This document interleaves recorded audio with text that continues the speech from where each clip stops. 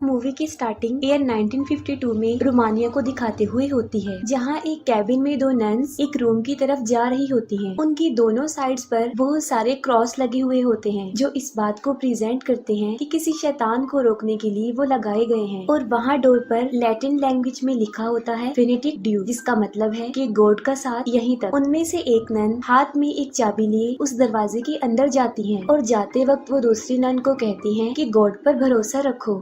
उनके जाते ही बाहर खड़ी नन प्रेयर करने लगती है। उस रूम के अंदर गई नन थोड़ी देर बाद खून में लथपथ बाहर आती है और बाहर खड़ी नन को वो की देकर कहती है, तुम्हें पता है कि क्या करना है और उसके हाथ नहीं आना, क्योंकि इस दुनिया में आने के लिए उसे एक जिंदगी चाहिए। और इतनी ही देर में एक इनविजिबल पावर उस नन को अपने साथ खींचकर अंदर की तरफ ले जाती है और बाहर खड़ी नन, जो कि काफी डरी भी होती है, वो चाबी लेकर वहाँ से भाग जाती है। वो नन ऐसा रियलाइज कर रही थी कि जैसे अब वो भी नहीं बचेगी और वो गॉड से माफी मांगकर सुसाइड कर लेती है। और उसके मरते ही हमें एक डीमन नजर आती है और वो डीमन बिल्कुल नन जैसी ही लग रही थी। नेक्स्ट मॉर्निंग एक लड़की को दिखाया जाता है जिसका नाम फ्रेंची होता है, जो नन्स के घर में खाने पीने का सामान प्रोवाइड करता था। और तब वहाँ पर उसे उसी नन की डेड बॉडी मिलती है जिसने सुसाइड किया था, जिसे कौवे नोच नोच कर खा रहे होते हैं। इसके बाद हम वेटिकन सिटी को देखते हैं, जहाँ पर हम फादर बर्ग को देखते हैं, जो एक दूसरे फादर से कुछ डिस्कशन कर रहे होते हैं। डिस्कशन में बाकी फादर्स उन्हें बताते हैं कि रोमानिया में एक नन ने सुसाइड कर लिया है और इस केस को इन्वेस्टिगेट करने के लिए उन्हें वहाँ पर जाना होगा।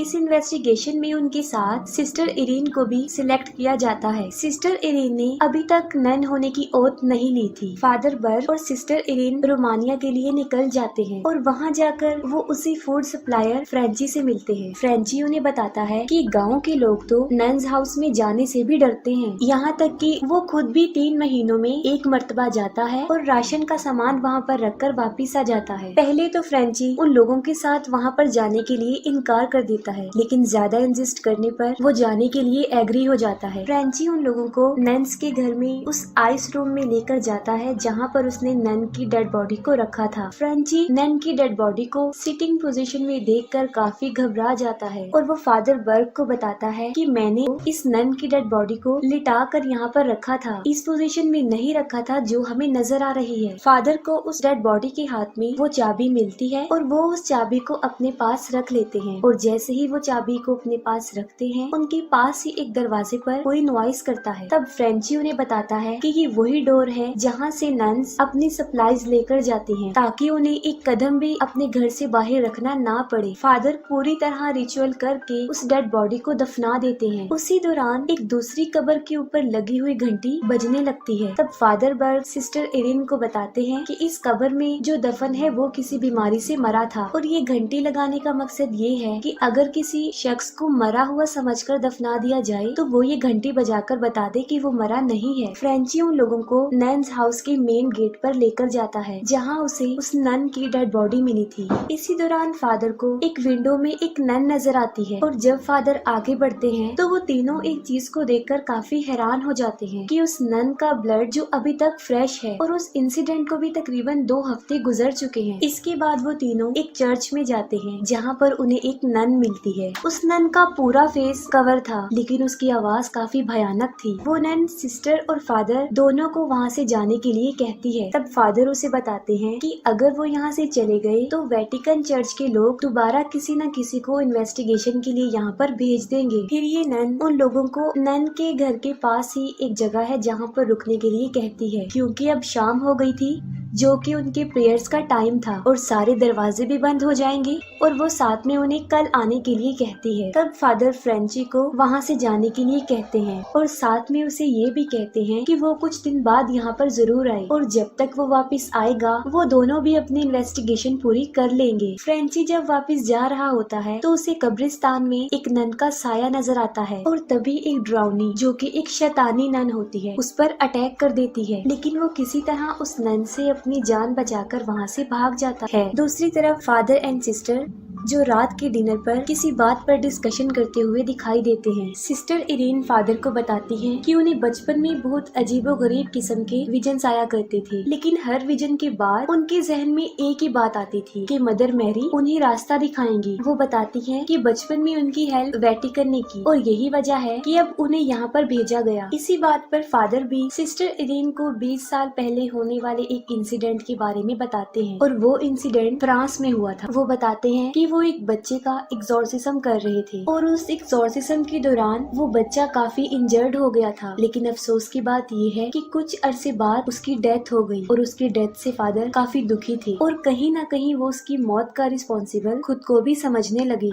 अगली रात एक ट्रांजिस्टर खुद ब खुद चल पड़ता है, जिसकी आवाज से फादर बर्ग नींद से जाग जाते हैं। जब फादर बर्ग उठकर चेक करते हैं तब उन्हें एक छोटे बच्चे का साया दिखाई देता है और ये उतनी एज का बच्चा था जितनी एज के बच्चे का उन्होंने एक्सोर्सिज्म किया था। और उस बच्चे का पीछा करते करते वो नन्स हाउस से बाहर आ जाते हैं और तब फादर बर्ग को ये पता चलता है कि ये बच्चा कोई और नहीं बल्कि वही है जिसका उन्होंने एक्सोर्सिज्म किया था, लेकिन वो अब शैतान बन गया है। ठीक उसी वक्त उस बच्चे के मुंह से एक सांप निकलता है जो फादर पर अटैक कर देता है। फादर काफी घबरा जाते हैं और पीछे पड़े हुए एक खाली कॉफिन में गिर जाते हैं जिसका दरवाजा अपने आप बंद हो जाता है और वो जिंदा ही उसमें दफन हो जाते हैं। वो अपनी हेल्प के लिए उस कब्र पर लगी हुई घंटी को बार बार बजाते हैं, जबकि दूसरी तरफ हवा के झोंके की वजह से सिस्टर की आंख खुल जाती है। सिस्टर इरीन को हल्की हल्की प्रेयर चैंटिंग की आवाजें भी सुनाई देती हैं और सिस्टर इरीन जब उन आवाजों को फॉलो करते हुए उनकी तरफ जाती हैं, तब एक डीमन नन उनका पीछा करती है। सिस्टर उस चर्च तक पहुंच जाती हैं जहां पर से प्रेयर्स की आवाजें आ रही थी। वो देखती हैं कि काफी सारी नन्स वहां पर मौजूद हैं जो उस वक्त प्रेयर्स कर रही हैं। उन्हें वो साया भी नजर आता है जो आहिस्ता आहिस्ता नीचे की तरफ आते हुए उनके पीछे लगे हुए शीशे में उतर आता है और वो डीमन नन सिस्टर पर अटैक कर देती है, जिससे फौरन वो शीशा टूट जाता है। सिस्टर इरीन वहाँ से भागकर उस चर्च के बाहर वाले कब्रिस्तान में आ जाती हैं, जहां उन्हें फादर बर्ग के चिल्लाने और उस घंटी की आवाज सुनाई देती है और देखते ही देखते एक एक करके सारी कब्रों की घंटियां बजने लगती हैं। लेकिन सिस्टर इरीन अपने विजन से ये पता लगवा लेती हैं कि फादर बर्ग किस कब्र में है। जब सिस्टर फादर को बाहर निकालने के लिए उस कब्र को खोद रही होती हैं, तब कब्र के अंदर फादर पर एक डीमन अटैक कर देता है, लेकिन इससे पहले कि वो डीमन फादर को जान से मारता, बिल्कुल ठीक वक्त पर सिस्टर इरीन उन्हें वहाँ से बाहर निकाल लेती हैं। उसी कब्र में फादर को कुछ बुक्स मिलती हैं जिन्हें वो ले लेते हैं। नेक्स्ट मॉर्निंग वो दोनों नन्स हाउस में जाते हैं। फादर बर्ग मदर सुपीरियर को काफी आवाजें लगाते हैं, लेकिन आगे से उन्हें कोई रिस्पॉन्स नहीं मिलता। लेकिन इसके ऑपोजिट अंदर का दरवाजा खुद ब खुद खुल जाता है। फादर सिस्टर को वही की देते हैं जो उन्होंने उस मरी हुई नन से ली थी और सिस्टर को अंदर जाने से पहले ये बताते हैं कि उन्हें पता लगवाना है कि ये की आखिर कहाँ की है। सिस्टर इरीन जब नन्स हाउस में जाती हैं, तब उन्हें एक नन नजर आती है। वो उन्हें काफी आवाजें लगाती है, लेकिन वो नन उन्हें इग्नोर करके आगे बढ़ जाती है। उस नन का पीछा करते हुए सिस्टर एक चर्च में चली जाती है, जहाँ क्रॉस के आगे एक नन प्रेयर कर रही होती है। सिस्टर इरीन उस नन को बुलाती हैं, लेकिन इससे पहले कि उनकी प्रेयर डिस्टर्ब हो, एक और नन आके सिस्टर को वहाँ से ले जाती हैं। वो नन सिस्टर इरीन को बताती हैं कि इस चर्च में वो काफी अरसे से प्रेयर्स कर रहे हैं और सारी नन्स की शिफ्ट होती है, हर कोई अपनी शिफ्ट में आकर प्रेयर करता है और वो दोनों वहाँ से चली जाती हैं। फ्रेंची जो कि एक बार में ड्रिंक कर रहा होता है, वहीं पर उसे पता चलता है कि उस गाँव के एक आदमी की 12 साल की बच्ची ने वहाँ पर सुसाइड कर ली है। बार का ओनर फ्रेंची को बताता है कि ये बैड इंसिडेंट और जितने भी बैड इंसिडेंट्स यहाँ पर होते हैं, उन सब के पीछे रीजन वो कर्स्ड एबी है, यानी वो नन्स का घर। ये सुनकर फ्रेंची फौरन समझ जाता है कि सिस्टर और फादर दोनों की जान को भी खतरा हो सकता है और इसीलिए वो बार से बंदूक लेकर वहाँ से चल पड़ता है। इसके बाद फादर बर्ग जो उन किताबों को स्टडी कर रहे होते हैं और फिर अचानक से वो मेन डोर बंद हो जाता है जिसके अंदर सिस्टर इरीन गई हुई। सिस्टर इरीन दूसरी सिस्टर को बताती है कि कल रात ही उन्होंने एक नन को देखा था। उनके मुताबिक ये डीमन नन हेल से ही आई है है और शायद यही वजह हो सकती है कि सिस्टर ने सुसाइड किया था। इतनी देर में एक तीसरी नन वहाँ पर आके उन्हें ये डिस्कशन करने से मना कर देती है और साथ ही वो सिस्टर इरीन को भी वहाँ से जाने का कहती है, लेकिन दूसरी सिस्टर उसे बताती है कि अब रात हो गई है और सारे डोर क्लोज हो गए हैं, तो आज रात सिस्टर इरीन यहीं पर ही गुजारेंगी। वो सिस्टर इरीन को एक रूम तक छोड़ देती। फादर बर्ग उस नन्स हाउस का मैप देख रहे होते हैं और वो नक्शा देखते देखते उसी हेल वाले बड़े से हॉल की तरफ चले जाते हैं और इसी दौरान उन्हें मदर सुपीरियर की आवाज सुनाई देती है। फादर सुपीरियर मदर के पास पहुंचकर उन्हें बताते हैं कि यहाँ पर कुछ न कुछ बहुत बुरा हो रहा है और साथ साथ वो उस चाबी का भी जिक्र कर देते हैं, लेकिन मदर सुपीरियर उन्हें समझाती है कि अब इसका कोई फायदा नहीं है। सिस्टर इरीन को एक बार फिर से वो विजन नजर आता है, यानी मदर मैरी उन्हें रास्ता दिखाएंगी और इस बार के विजन में उन्हें वो डीमन नन भी नजर आती है। इतनी देर में सिस्टर की आंख खुल जाती है और वो देखती है कि उनके रूम में एक नन है। सिस्टर जब उस नन के पास जाने लगती है तब फिर से उन्हें वो नन की सुसाइड वाला विजन नजर आता है। इसी दौरान उनके रूम का दरवाजा खुलता है और वो बाहर आ जाती है और चलते चलते वो उस डोर तक पहुंच जाती है जहाँ पर फिनिटिक ड्यू लिखा हुआ था और इतनी देर में वो दरवाजा भी खुल जाता है और हमें वहाँ पर वो डीमन नन नजर आती है। ये डीमन नन सिस्टर इरीन को डराते डराते उन पर अटैक कर देती है, लेकिन वो किसी तरह अपनी जान बचाकर वहाँ से भाग जाती है और रास्ते में वो दूसरी सिस्टर उन्हें पकड़कर सेव कर लेती है। सिस्टर इरीन जब दोबारा नन्स हाउस में आती है तब वो देखती है एक नन को जो उस वक्त प्रेयर कर रही होती है और उसके पास में डेड बॉडी भी पड़ी हुई है। सिस्टर इरीन जब डेड बॉडी को चेक करने के लिए एक कपड़ा हटाती है तब वो देखती है कि वो डेड बॉडी किसी और की नहीं बल्कि उसी सिस्टर की है जो काफी देर से उनसे कन्वर्सेशन कर रही थी और अभी तक जो उनके साथ थी। फिर हम फादर बर्ग को देखते हैं जहाँ डीमन उसी छोटे बच्चे के रूप में आता है जिसका उन्होंने एक्सॉर्सिज्म किया था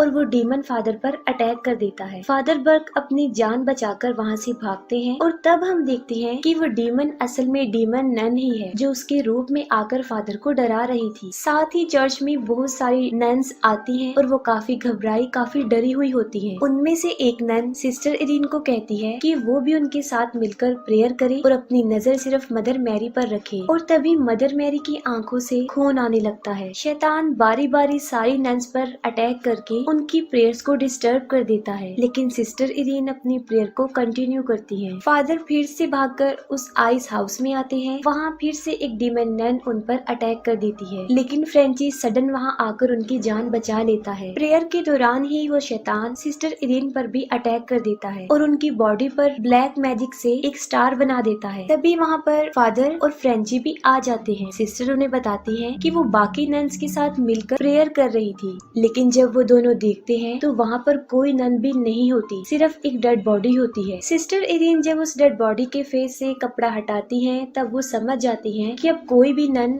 जिंदा नहीं बच सकी, सबको उस शैतान ने मार डाला है और यहाँ तक कि ये नन्स हाउस भी अब प्योर नहीं रहा। अचानक से वो डेड बॉडी फादर पर अटैक कर देती है, लेकिन फादर प्योर वाटर क्रॉस पर छिड़क कर उसे जला देते हैं। फ्रेंची उन दोनों को कहता है कि अब हमें यहाँ पर काफी देर हो चुकी है, बेहतर होगा कि हमें यहाँ से चले जाना चाहिए, लेकिन सिस्टर इरीन उसे मना कर देती है कि वो यहाँ से अभी नहीं जाएंगी और साथ में बताती है कि जिस सिस्टर ने सुसाइड किया था असल में वो सुसाइड नहीं था बल्कि एक सेक्रीफाइस था, क्योंकि उस डीमन नन को इस दुनिया में आने के लिए एक जान चाहिए थी जो उसने ले ली। वो कहते हैं कि हमें उस हॉल को बंद करने के लिए उस निशानी को ढूंढना होगा जो पाक निशानी है, यानी जीसस क्रिस्ट का ब्लड। फादर बर्ग के पूछने पर कि वो निशानी उन्हें आखिर मिलेगी कहाँ से, वो जवाब देती है कि मदर सुपीरियर की डेड बॉडी उन्हें एक तहखाने में मिली थी और वो वहाँ पर जाने का रास्ता भी जानती है, लेकिन वो कहती है कि ऐसा करने से पहले उन्हें नन होने की ओथ लेनी पड़ेगी और तभी उन्हें अपने इस मिशन में सक्सेस मिलेगी और जो विजन्स उन्हें आते हैं वो गॉड की तरफ से ही आते हैं, यानी वो अपनी सारी जिंदगी अब गॉड के नाम करने जाने वाली थी। इस बात पर फादर काफी सेटिस्फाइड हो जाते हैं और सिस्टर फाइनली नन की ओथ ले लेती है और अब वो एक नन बन जाती है और फिर वो तीनों उसी बेसमेंट में जाते हैं। वो तीनों वहाँ जाकर रुकते हैं जहाँ मदर मैरी की डमी पड़ी हुई थी। मदर मैरी की वो डमी एक पार्टिकुलर डायरेक्शन में मैप पॉइंट कर रही थी। ये देखकर फादर बर्ग सिस्टर को बताते हैं कि ये आपका वही विजन है कि मदर मैरी हमारी हेल्प करेंगी। उस डायरेक्शन में जाकर उन्हें एक दरवाजा मिलता है जिसे सिस्टर इरीन उसी चाबी से खोलती हैं। दरवाजा खुलने पर उन्हें वही पाक निशानी जिसमें जीसस क्रिस्ट का खून था मिल जाती है। फादर उस निशानी को सिस्टर के हवाले करते हैं और फिर वो उसी दरवाजे की तरफ चले जाते हैं जहाँ पर फिनिटिक ड्यू लिखा था। वो तीनों अंदर चले जाते हैं और शैतान कहाँ से आया था